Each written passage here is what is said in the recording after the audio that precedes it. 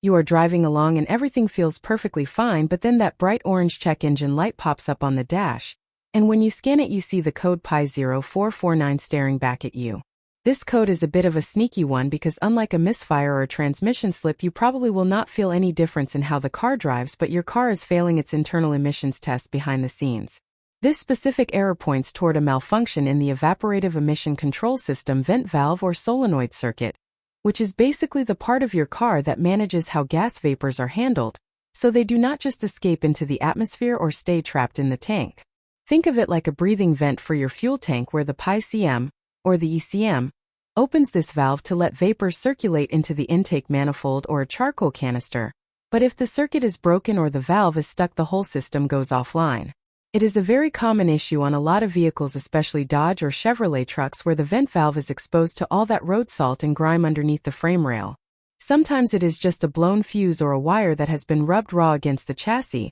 but other times the internal pintle inside the valve gets all gummed up with old fuel residue and just stops moving entirely. You can actually test this yourself by using a digital voltometer to check for continuity, or even taking the valve out and trying to clean the moving parts inside with some electronics cleaner to see if it frees up. If you have a fancy scan tool, you can even try to force the valve to click on and off to see if the wiring is actually delivering the signal, but more often than not, replacing that updated valve assembly is the permanent fix to get that light off your dash for good. Do not let the lack of symptoms fool you into ignoring this, because a faulty vent valve can eventually lead to pressure issues in your fuel tank, or make it really difficult to fill up your car at the gas station as the pump keeps clicking off every 2 seconds. It is a relatively simple fix that you can often do in your driveway with just a few basic tools, and it will save you a lot of headache when it comes time for your next emissions inspection.